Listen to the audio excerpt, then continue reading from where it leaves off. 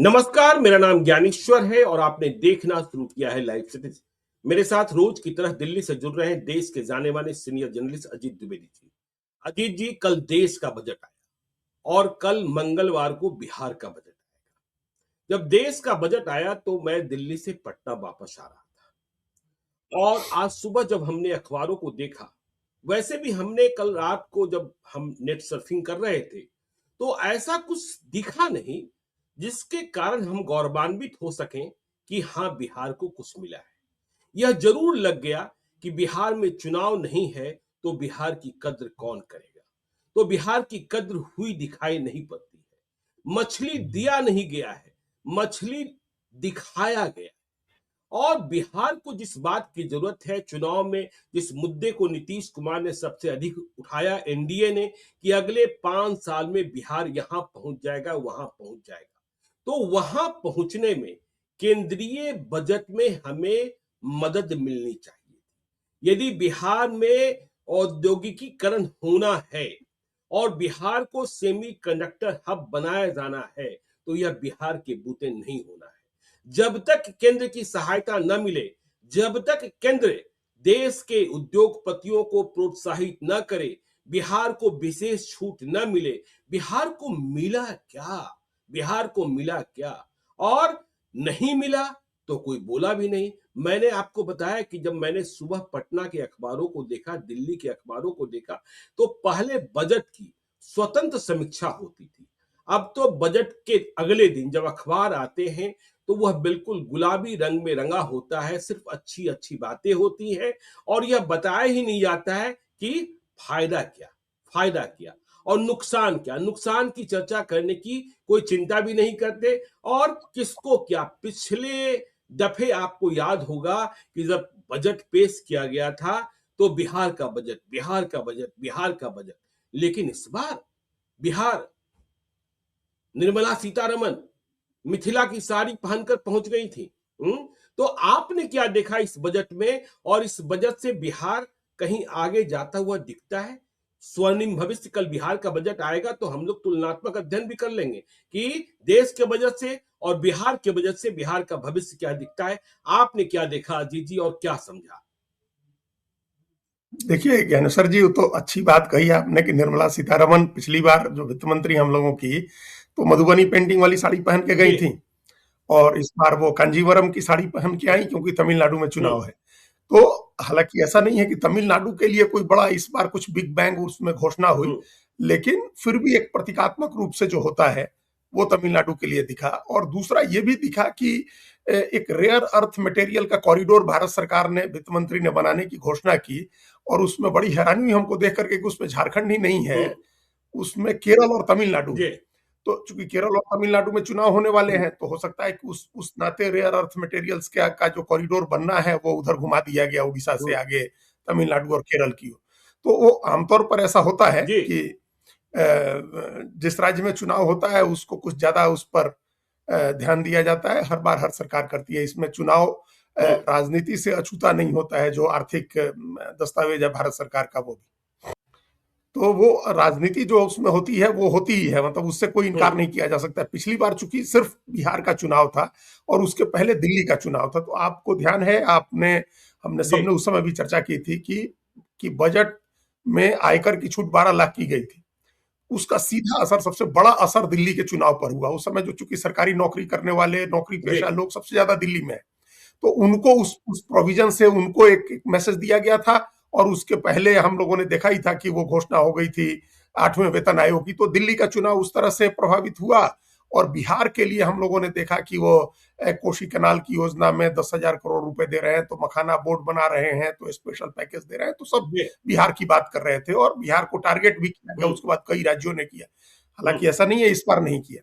इस बार भी जब शिप बिल्डिंग का और शिप रिपेयर का के प्रोजेक्ट की बात आई कि वो वाराणसी और पटना में होगा, तो जो सबसे समझदार एमपीज में से एक हैं शशि हम्म। थरूर, उन्होंने इस पर सवाल उठाया कि भाई केरल इतना खूबसूरत, उसके उसके उसके समुद्र तट हैं, तो केरल को क्यों छोड़ दिया गया जो बिहार और वाराणसी में किया गया? जी। तो उस पर भी सवाल उठा।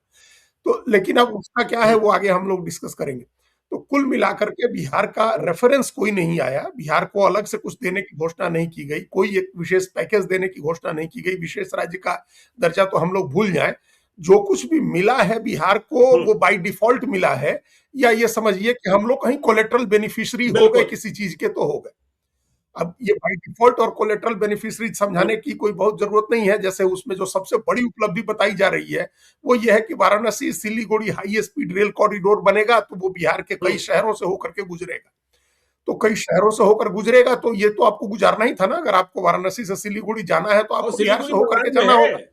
यही बात तो जब, हाँ वही बंगाल में है, वहां चुनाव होने हैं, तो आपको अगर वहां के लिए कोई घोषणा करनी थी और प्रधानमंत्री के क्षेत्र से उसको जोड़ना था वाराणसी से सिलीगुड़ी को, तो बिहार से होकर के ही जुड़ेगा ना। इसमें कोई आप सोच करके बिहार को नहीं कुछ दिया है आपने। यही बात हर समय, एक और इंटरव्यू हम बार बार कोट करते हैं प्रशांत किशोर को, हम देख रहे थे जब उनसे किसी ने पूछा कि भाई इतने हाईवे बन गए, इतनी सड़कें बन गई, तो उन्होंने कहा कि गुजरात से जब आपको बंगाल जाना होगा तो आप बिहार होकर के ही जाएंगे ना, उसी हाईवे तो वहीं से होकर गुजरेगा।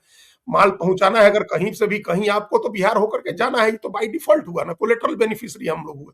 इसमें कुछ जगह पर रुकेगा, वहां ट्रेनें रुकेंगी, वहां स्टेशन हो सकता है एक आध जगह और बन जाए, या कोई लोकल ट्रेन अगर कोई चलाना चाहे उस रूट पर तो उस तरह की कोई चीज बन जाए। उससे कोई बहुत बड़ा फायदे की चीज वो नहीं है, और खासतौर से बिहार को वो चीज नहीं मिली है।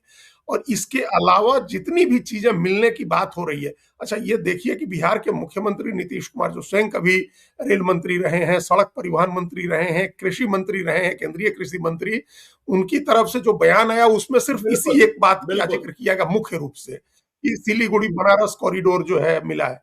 तो उसके अलावा जितनी चीजें हैं, ये भी उसी कैटेगरी में है, लेकिन जितनी चीजें मिलने की बात कही जा रही है ज्ञानेश्वर जी, वो सब प्लानिंग का हिस्सा, योजना, राष्ट्रीय योजना का हिस्सा है। उसमें अगर हम लोग कोलेटरल बेनिफिशियरी हो जाए, कुछ लाभ हम लोग को मिल जाए तो मिल जाए। जैसे हर जिले में गर्ल्स हॉस्टल बनेगा, तो देश के 800 जिलों में बनेगा, तो उसमें बिहार के भी 38 जिलों में बन जाए तो कोई बात नहीं, अच्छी बात है, बिहार के भी 38 जिलों में बन जाएगा। लेकिन अब उसमें वही होगा कि जब उन 38 जिलों में बनाने की बात आएगी तो नीतीश जी जमीन देंगे, केंद्रीय विद्यालय जमीन मिलेगी। अब तो वो कहते हैं कि नवोदय विद्यालय, हाँ वो जमीन नहीं दे रहे थे कि भाई जमीन आप खरीद करके बनवाइए, तो खरीद करके तो जमीन बना के तो हॉस्टल बनता रह जाएगा। इलाका में खोलेंगे नहीं तो ये नहीं खोलेंगे, वो तो जिला मुख्यालय में ही खोलना है, हर जिले में खुलना है तो जिला मुख्यालय में खोलना है, वहां आपको जमीन की जरूरत होगी। तो उसका क्या फॉर्मेट बनता है, उस पर कितने पैसे, कितना रुपया सरकार अलॉट करती है और कितने दिनों में उसको बनना है, ये कुछ भी स्पष्ट नहीं है। हो सकता है फाइन प्रिंट में हो बजट के, लेकिन जितना हम लोगों ने सुना बजट को और जो पढ़ा अखबारों में मोटे तौर पर, मखाना बोर्ड उसमें जिक्र नहीं है कि इसके लिए कितना बजट हो। वही कह रहे हैं कि एक साल में मखाना बोर्ड बना, क्या बना उसमें से अभी तक, यहाँ बनेगा वहां बनेगा, तो हुआ कि पूर्णिया में बनेगा, कहीं भी बने अब तक बन जाना चाहिए, कौन सी बड़ी बात थी मखाना बोर्ड बना, लेकिन वो भी नहीं बना। और उसी तरह से कोसी, जिस हम कनाल की बात कर रहे हैं, उस पर भी काम कोई शुरू नहीं हुआ, पैसा अलॉट नहीं हुआ। तो उसी तरह से इसमें तो डिफाइन भी नहीं किया हुआ है कि कितना पैसा हम अलॉट कर रहे हैं, किस जिले में, हर स्टेट का की संरचना अलग है, हर स्टेट में जमीन की कीमतें अलग हैं, कंस्ट्रक्शन का कॉस्ट अलग है, हर जिले की जरूरतें, रिक्वायरमेंट्स अलग अलग हैं। तो जैसे बिहार के जिले हैं, सब बड़ी आबादी वाले जिले हैं। अब कोई छोटा राज्य है, छोटा जिला है जहां उसकी आबादी बहुत कम है, 10-10 लाख, 5-5 लाख आबादी वाले जिले हैं। बिहार में ही अरवल जिला कितना छोटा है, या शिवहर जिला कितना छोटा है, लेकिन वही पटना देखिए, पूर्वी चंपारण देखिए तो बड़ा है। तो हर जिले में किस साइज का बनेगा, उस जिले की जरूरत के हिसाब से बनेगा, और कितना फंड अलॉट होगा, कितनी जमीन की जरूरत होगी, ये सब नहीं पता है। वो अभी तक ट्रेन भी नहीं पहुंची वहां। तो वो ये सब चीजें हैं, ये उसमें स्पेसिफाई नहीं किया गया है। फिर भी हम मान लेते हैं कि भाई 5 साल में, 10 साल में, पता नहीं कितने साल में, जब 800 हॉस्टल हर जिले में बनेंगे गर्ल्स हॉस्टल, तो बिहार में भी बन जाएगा। ये कोई बड़ा, ये बिहार के लिए नहीं हुआ है, ये राष्ट्रीय स्तर की एक योजना है जिसमें बिहार के जिलों को भी लाभ मिल सकता है। इसी तरह से एमएसएमई सेक्टर में कहा जा रहा है कि 10,000 करोड़ रुपए दिए गए, तो एमएसएमई सेक्टर के 10,000 करोड़ रुपए पूरे देश के लिए दिया गया, जबकि बिहार में भी 10,000 करोड़ रुपया कम पड़ेगा। अगर आप सचमुच रिवाइव करना चाहते हैं एमएसएमई सेक्टर को, जिसकी सबसे ज्यादा जरूरत है आज, अगर हम लोग चाहते हैं कि हम, भारत सरकार ने यूरोपीय यूनियन के साथ फ्री ट्रेड एग्रीमेंट साइन किया, उसमें हमको सामान निर्यात करना है, अब हमारे लिए बाजार यूरोप का खुल गया, 27 देशों का, तो बाजार खुल गया, तो हम बेचेंगे क्या? बेचने के लिए उसमें टेक्सटाइल है, बेचने के लिए उसमें लेदर है, बेचने के लिए खिलौने हैं, स्पोर्ट्स गुड्स हैं, हम इस तरह की चीजें हम लोग एक्सपोर्ट करते हैं यूरोप को, इनके प्लांट्स बिहार में लग सकते हैं। ये छोटे छोटे उद्योग लगाइए आप, जिला स्तर पर उद्योग लगाइए, तो उसके लिए तो एक एक स्टेट में भी 10,000 करोड़ रुपया कम पड़ेगा। एमएसएमई सेक्टर को अगर आपको बूस्ट करना है तो राष्ट्रीय स्तर के 10,000 करोड़ रुपए में से बिहार को कितना मिल जाएगा? 500 करोड़ मिल जाएगा मान लीजिए, तो उसे क्या हो जाएगा? 500 करोड़ के मुंह में जीरा होता है, इससे क्या होगा उसे? तो ये सब ये एक प्रतीकात्मक चीज हो गई कि कोई कहे कि एमएसएमई सेक्टर में 10,000 करोड़ हुए हैं तो बिहार को भी मिलेगा। ठीक है, 500-400 करोड़ रुपए कुछ मिल जाएगा, उससे कुछ भी रिवाइवल नहीं होना। भैंसी का कि सिप इंडस्ट्री है, बटन लगाने की इंडस्ट्री है, आपको उसको रिवाइव करना है, चीनी मिले हैं उसको रिवाइव करना है, कोई भी नई नई नई यूनिट बिठानी है अगर, तो उसके लिए क्या करना है वो उसमें कोई उससे कोई फायदा नहीं होना है। अब एक और बात कहा जा रहा है कि बिहार को और क्या मिला, तो ये जो सिटी इकोनॉमिक रीजन बनाने का है कि ये शहरों में उसको डेवलप किया जाएगा इकोनॉमिक रीजन के तौर पर। बिहार के भी कितने स्मार्ट 8 सिटी शहरों बन की गई है बात हो रही हमको है और कि आपको वो पता डिस्कस ही है। किया जाए। हाँ, वही कह रहे हैं, जी स्मार्ट सिटी बनना था, तो स्मार्ट सिटी के लिए कितने रुपए अलॉट किएगा? हमको नहीं लग रहा कि 500 करोड़ रुपया से ज्यादा किसी शहर के जी विकास में मिल लगा। और आजकल एक शहर में अगर आपको 2 या 3 फ्लाईओवर बनाने हैं खाली, तो उसकी कॉस्ट 500 करोड़ रुपए हो जाएगी या उससे ज्यादा भी हो जाएगी। बहुत मुश्किल है वहां जमीन का अधिग्रहण करना और वो फ्लाईओवर बनाना, तो 500 करोड़ रुपए 100 स्मार्ट सिटी बनने थे। अब इसमें इसका तो पूरा बजट ही हमने अभी तक देखा, जो शुरुआती जी बजट है वो 5,000 करोड़ रुपए का है। तो उसमें से क्या बिहार को मिलेगा, और वो भी 5 साल में मिलना है, तो क्या मिलेगा और किस तरह से डेवलप होगा, वो भी एक प्रतीकात्मक चीज है। आपने आपको लगा कि शहरों का विकास होना चाहिए, शहरों के विकास पर फोकस इसलिए बन गया था चुनाव के पहले, इस बजट के पहले, क्योंकि इंदौर की घटना हुई थी और इंदौर में सब लोगों ने देखा था कि जहरीला दूषित पानी पी करके देश का सबसे स्वच्छ शहर जहां कहते हैं वहां 20 के करीब लोग मर गए थे। तो शहरों में इंफ्रास्ट्रक्चर आपको डेवलप करना है, शहरी इलाके को विकसित करना है, और वहां उसको एक इंडस्ट्रियल रीजन आप कह रहे हैं। हालांकि अब शहर में तो इंडस्ट्री कैसे बना सकते हैं, ये हमारे लिए भी बड़ी जी मतलब हैरानी की बात है कि शहरों के बीच में ऐसी पोल्यूटेड शहर हैं इतने, बिना किसी इंडस्ट्री के, वहां कहाँ इंडस्ट्री लगेगी, कहाँ तो जमीन मिलेगी। लेकिन चलिए मान लीजिए आप डेवलप करने की एक योजना आप लोग बना रहे हैं, भारत सरकार बना रही है, तो उसका बजट इतना छोटा है कि उसमें से कुछ नहीं हो पाएगा। ये भी प्रतीकात्मक होगा उसी तरह का जैसे स्मार्ट सिटी प्रोजेक्ट है, जैसे अमृत योजना हम लोग देख रहे हैं उस समय अटल बिहारी वाजपेयी के समय से चल रही है कि ग्रामीण इलाकों में शहरी सुविधाएं विकसित करने की, तो ये उसी तरह की योजना है। इसमें से भी कुछ बिहार को मतलब बहुत कुछ ऐसा नहीं मिलेगा जिसको दिखाया जा सके या जिससे बिहार की कोई तरक्की हो जाए। अब ये जो सबसे बड़ी चीज है वो ये है कि भारत सरकार जो इंफ्रास्ट्रक्चर का कॉस्ट है, जो कैपेक्स जिसको बोलते हैं, कैपिटल एक्सपेंडिचर का, वो इस बार 11 लाख करोड़ से बढ़ा करके 12,20,000 करोड़ किया गया है। और उस 12,20,000 करोड़ रुपए में से लगभग 50%, प्रिसाइजली कहें तो 47% वो खर्च होना है रेलवे और रोड के इंफ्रास्ट्रक्चर पर। जो कैपिटल एक्सपेंडिचर होगा उसका 47%, हम लोग मान के चल रहे हैं कि उसमें 6 लाख करोड़ रुपया सरकार खर्च करेगी सड़क पर और रेल नेटवर्क पर। इसमें से अब हमारे बिहार के जो नेता लोग हैं और वित्त मंत्री हैं हमारे, नरेंद्र नारायण यादव है ना वित्त मंत्री, तो इस पर वही बजट पेश करेंगे। तो विजेंद्र प्रसाद यादव, सॉरी विजेंद्र प्रसाद यादव, तो विजेंद्र प्रसाद यादव को, सम्राट चौधरी को जो उप मुख्यमंत्री हैं, विजय सिन्हा को भी, सब आदमी को जोर लगाना चाहिए है कि वो भारत सरकार के पास इस अपने प्रपोजल्स रखें कि हमको इसमें से जो आप रेल इंफ्रास्ट्रक्चर के लिए, जो चूंकि वो 6 लाख करोड़ रुपए एक बड़ी रकम है, हम इसलिए उस पर इंफेसिस कर रहे हैं। और ये स्पेसिफाई नहीं है, कैपिटल एक्सपेंडिचर है 12,20,000 करोड़ का, 6 लाख करोड़ का सड़क और रेल पर होगा। तो उसके लिए अपने तरफ से प्रपोजल बनाना चाहिए है, प्रपोजल बना करके देना चाहिए है कि बिहार में ये सड़क के प्रोजेक्ट हो सकते हैं। एक्सप्रेसवे, हाईवे बिहार में कहाँ है? एक्सप्रेसवे के बिहार में नहीं होना चाहिए भाई। बिहार से भी तो लोग बंगाल भी जाते हैं, दिल्ली भी जाते हैं। तो उत्तर प्रदेश में तो कितने एक्सप्रेसवे बन गए। मायावती आज से 20 साल पहले या 25 साल पहले मुख्यमंत्री थी तो ताज एक्सप्रेसवे, ताज कॉरिडोर की बात शुरू हुई थी, उस समय से बना। तो जमुना एक्सप्रेसवे बन गया, ये आगरा एक्सप्रेसवे बना हुआ है, पूर्वांचल एक्सप्रेसवे बन गया। तो ये तमाम इस तरह के एक्सप्रेसवे बने हैं, बिहार में क्या नहीं बन सकते हैं? बिहार में भी आप एक्सप्रेसवे बनाने की बात करिए, तो वो होगा इसी में। और रेल नेटवर्क, अभी हम लोग शिवहर की बात कर रहे थे, जहां शिवहर में अभी तक रेल लाइन नहीं पहुंची, जिला है, जिला मुख्यालय है, और हमारे जिले में भी कई इलाके हैं ऐसे जहां अभी अभी अभी प्रोजेक्ट शुरू हो रहे हैं।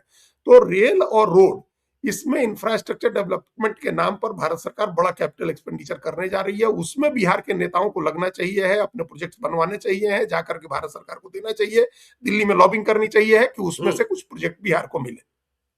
ये आपने एक वो शब्द चूंकि कहा बड़ा खर्चा आपने एक शब्द उसमें कहा होने वाला दिल्ली है में बड़ा। लॉबिंग करनी चाहिए। बिहार के नेताओं को लॉबिंग करनी आती है, नहीं आती है, साउथ ब्लॉक, नॉर्थ ब्लॉक जानने वाले कितने सांसद हैं, ये हम और आप तो जानते हैं। अजीत जी, जो नीतीश कुमार की सरकार सपना दिखा रही है, बड़े-बड़े होर्डिंग्स भी लग गए हैं कि सेमीकंडक्टर का हब बनेगा बिहार। क्या आपको लगता है बगैर भारत सरकार की सहायता के, बगैर भारत सरकार जब तक वह देश के उद्यमियों को, उद्योगपतियों को प्रोत्साहित न करे और बिहार भेजने को न बोले, बिहार जाने को न बोले, यह सपना पूरा होने वाला है? केंद्रीय बजट से तो ऐसा कुछ नहीं लगा कि बिहार में सेमीकंडक्टर, क्या उम्मीद है कि हब बन जाएगा? यदि सच में ऐसा हो जाए तो फिर तो बिहार का कायाकल्प ही हो जाएगा। हम गुजरात और महाराष्ट्र की तरह सीना ताने खड़े होंगे और कर्नाटका और तमिलनाडु और तेलंगाना की तरह भी।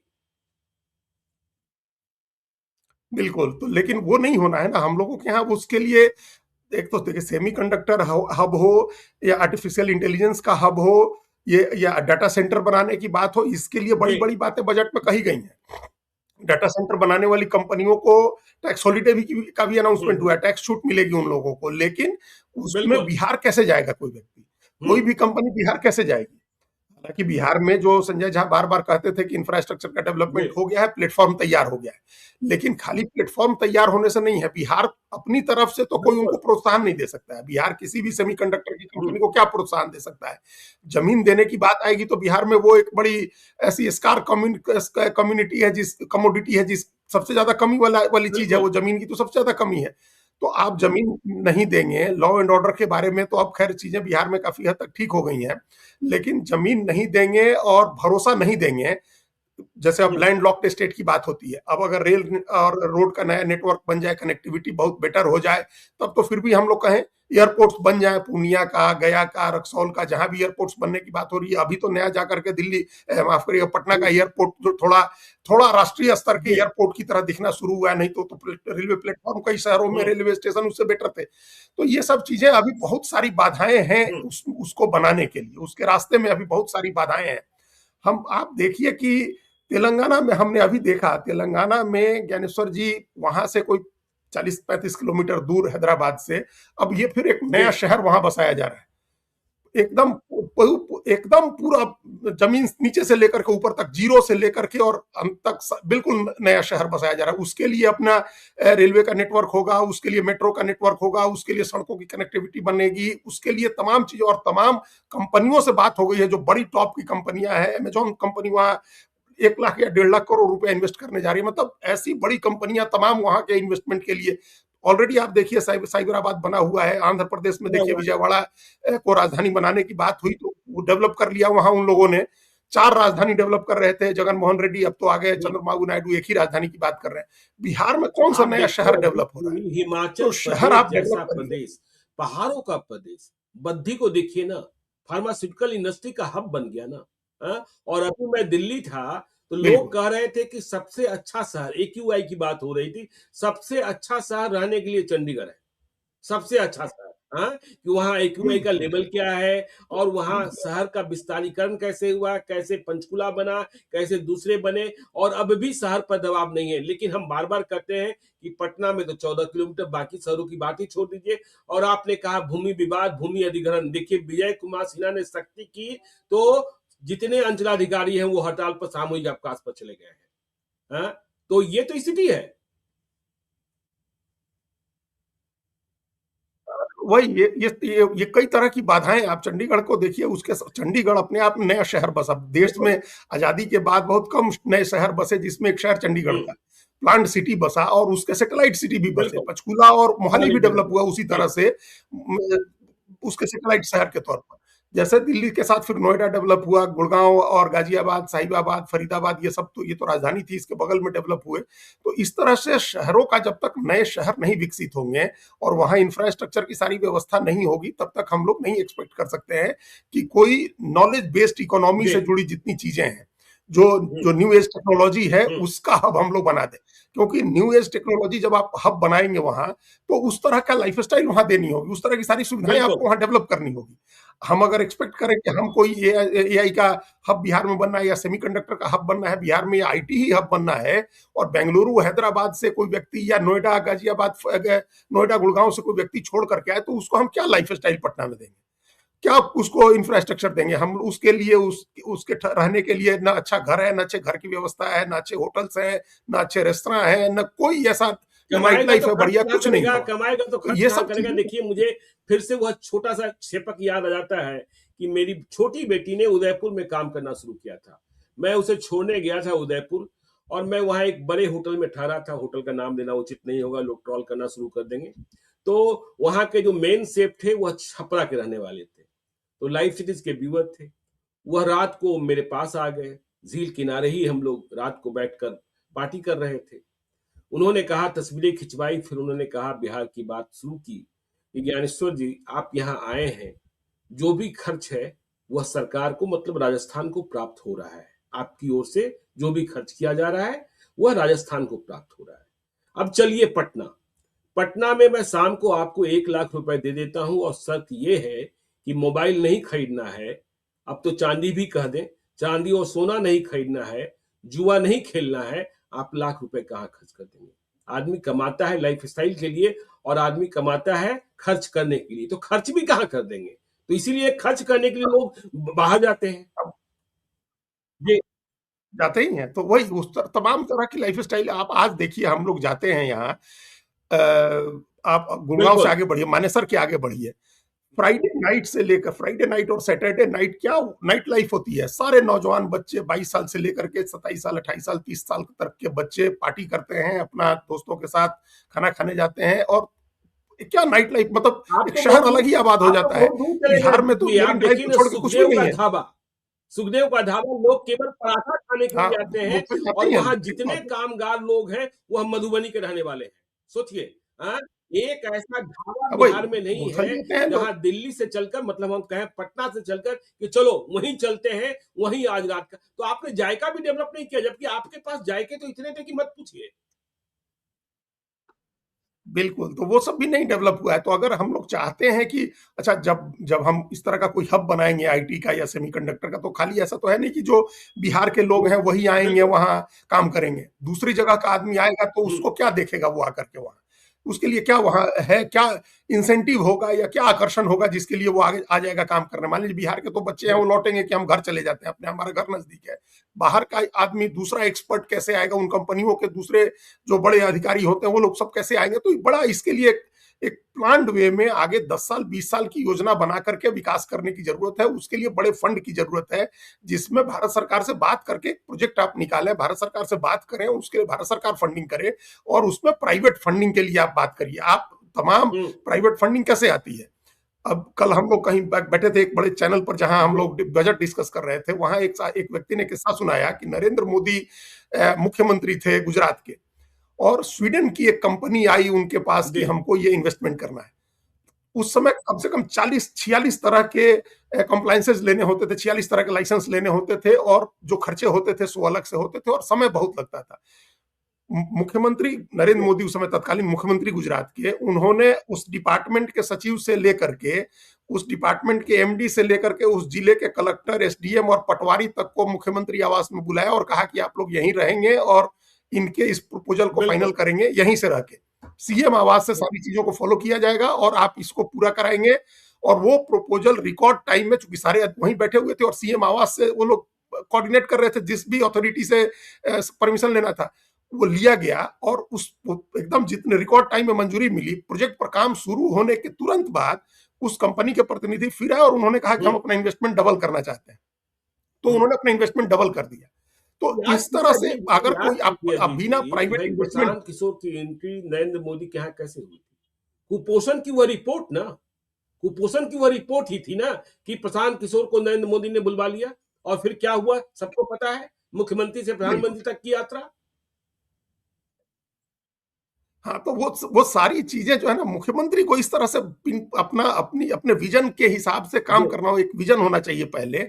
और उस विजन के बाद देखिए, इस बार के का जो इकोनॉमिक सर्वे आया, उस इकोनॉमिक सर्वे में 4-5 चीजों को लेकर के बड़ी सवाल गंभीर उठाए गए थे। उसमें एक सवाल ये भी था कि जब तक प्राइवेट फंडिंग नहीं होगी, प्राइवेट इन्वेस्टमेंट नहीं होगा, तब तक हुँ, इकोनॉमी की गाड़ी नहीं चलेगी। 150 करोड़ आदमी का देश, आप 12 लाख करोड़ रुपया भारत सरकार इन्वेस्ट करेगी, उतने से नहीं चल सकता है। उसके लिए बहुत बड़े-बड़े हुँ, प्राइवेट इन्वेस्टमेंट की जरूरत है। तो प्राइवेट इन्वेस्टमेंट कैसे करेगा? प्राइवेट इन्वेस्टर को कौन भरोसा दिलाएगा कि हम आपके लिए, अभी कई देश हैं ऐसे, जैसे तुर्की में किया, तुर्की हुँ, की मिसाल हम लोग हमेशा देते हैं। उसने प्राइवेट इन्वेस्टमेंट कराया और उस इन्वेस्टर को भरोसा दिया कि बिल्कुल। आपके लिए बाजार हम खोजेंगे। आपका जी। माल हम बिकवाएँगे, आप माल बनाइए। आप सामान तैयार करिए, हम आपके लिए बाजार खोजेंगे। और 180 देशों में ज्ञानेश्वर जी, हुँ, तुर्की अपना हथियार बेच रहा है। दुनिया के 180 देशों में, समूचा अफ्रीका तुर्की से हथियार खरीदता है।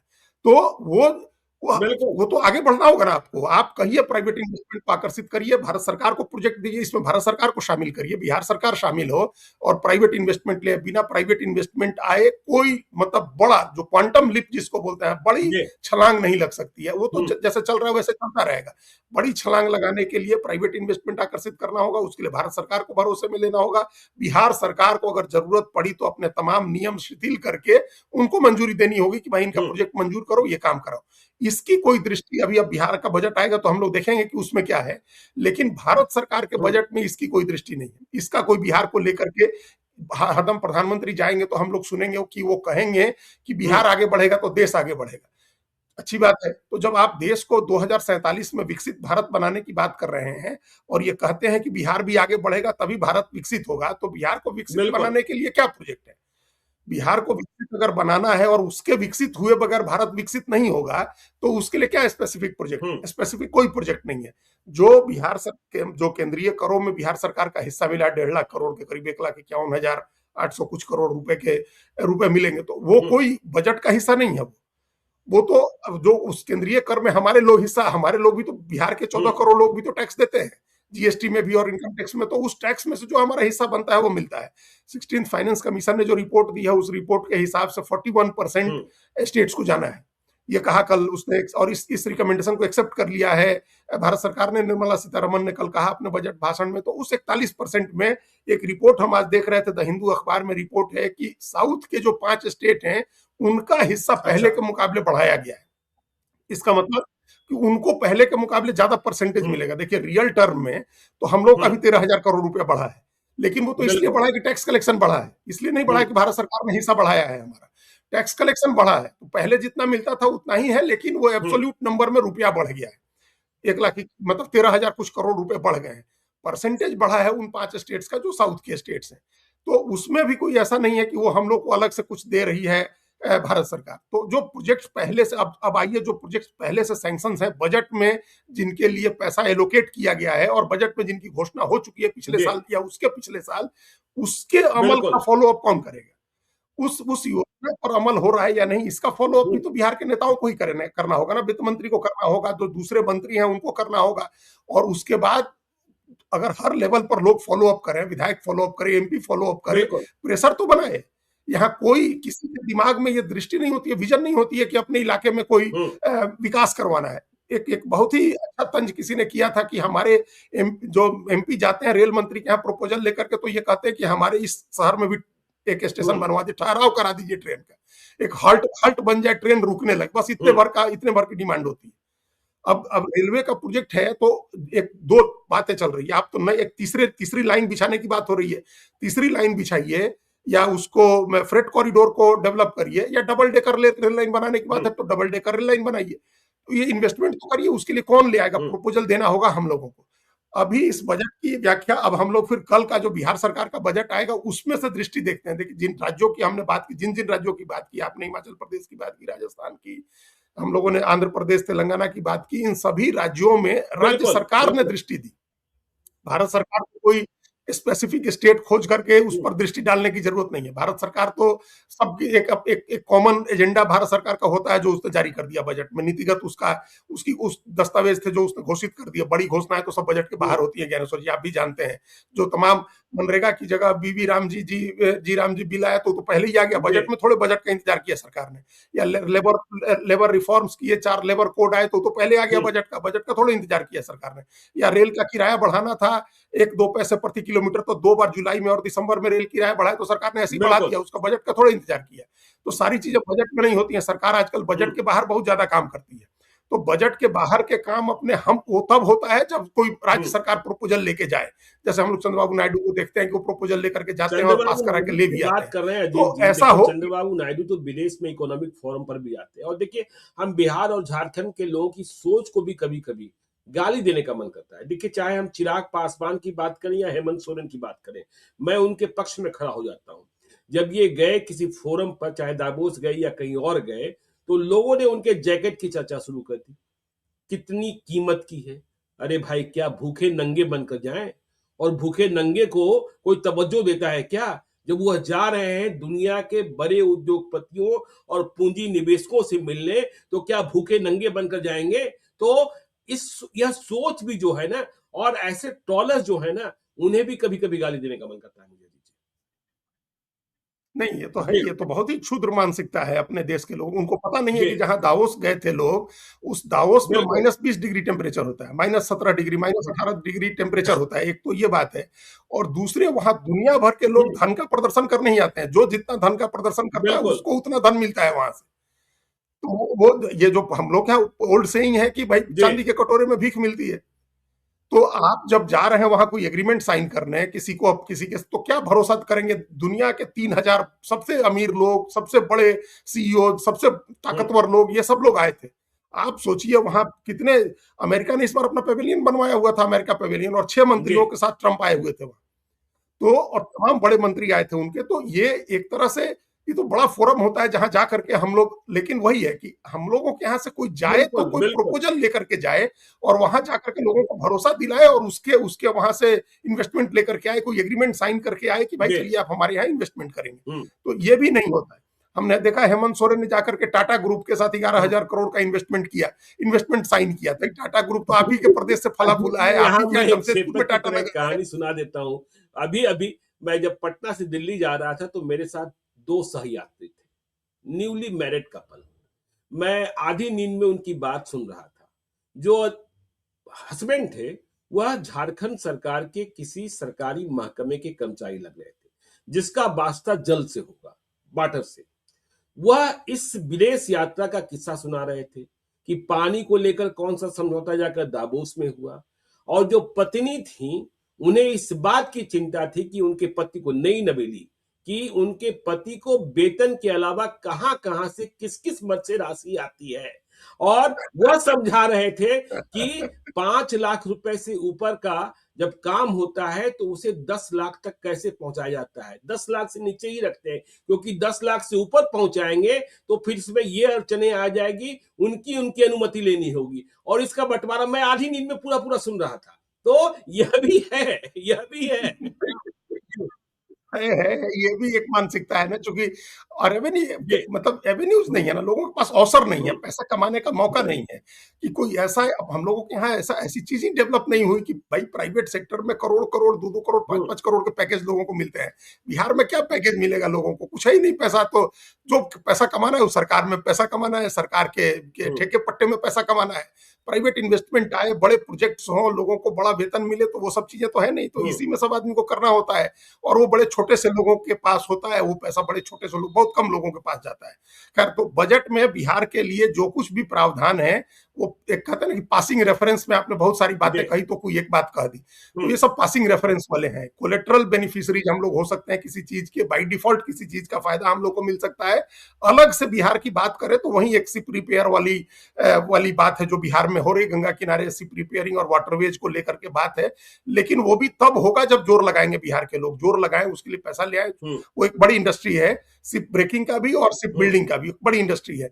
उस इंडस्ट्री को अगर हम लोग बनाना चाहते हैं, लगाना चाहते हैं, तो उसके लिए भी बिहार के लोगों को मेहनत करनी होगी। बिहार के जो नेता हैं, अधिकारी हैं, उनको कुल मिलाकर के जो दृष्टि पत्र एक आया था पहली कैबिनेट की बैठक में, उस दृष्टि पत्र को सामने रखिए।